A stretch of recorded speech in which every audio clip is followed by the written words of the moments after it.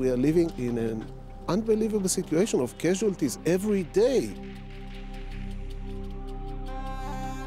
In the last few weeks, we have on an average between 10 to sometimes 15 Arabs killed. Usually it's one Israeli or two Israelis a week. In January of this year, on a scruffy pitch nestled in the Judean hills of Israel, a football match took place between two youth sides. Nothing unusual in that, you might think.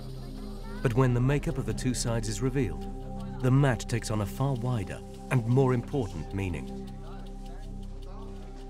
After intense and secretive diplomatic negotiations, a team of Druze Arabs living in the Israeli-occupied Golan Heights risked much to come and play inside Israel for the very first time. The Golan Heights has been a region which has divided Syria and Israel for decades.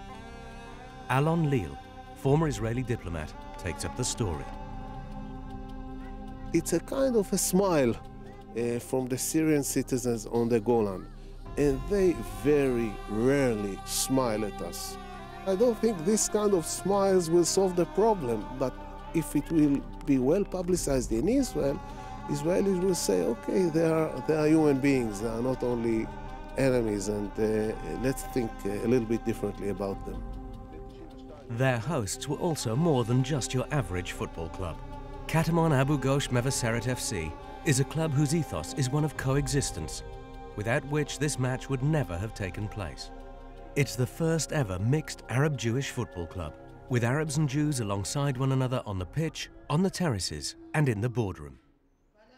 I had lunch with the mayor of the village. I asked him if they have a football team, and he said, we have a terrible football team, losing all the time. And I told him that as far as I know, our village has also a very lousy team, and let's join forces. And so, back in October 2004, a new club was created. Since then, the club has grown and grown, developing against a backdrop of war, distrust and hatred. The religion is not playing any role from the moment they start dressing until they go home. It's a normal football team. That's the beautiful thing about it. They hug each other, kiss each other, and politics stays out. A mutual lack of trust has become ingrained among the older generations of the community. So it's with the youth of the two villages where hope lies. Mohammed Jabbar plays in goal for Katamon. In comparison to other regions in the country, the Arab village of Abu Ghosh happily lives and works alongside their Jewish neighbors of Mevaseret.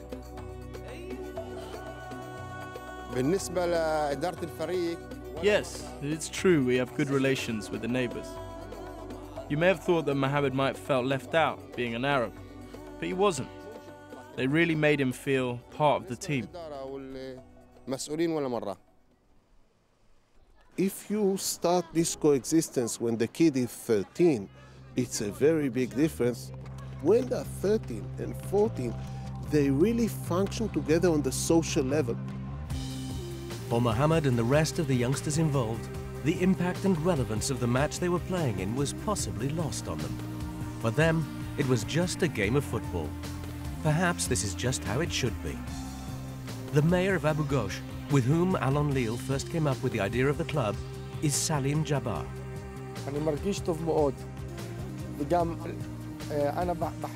I feel content and relieved because I do not only see hatred and war, but also peace. Because football could bring peace. So the day when we see here kids from the town of Maj al-Shams, Syrians, in the region of Mevaseret, with players from Abu Ghosh and Jewish players, I'll feel happy. And I'll welcome that and give them my blessing. I wish these things will start to happen in all the countries in the Middle East.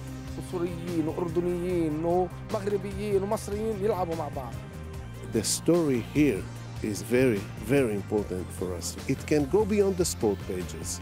If it goes beyond the sport pages, it means it has some political meaning.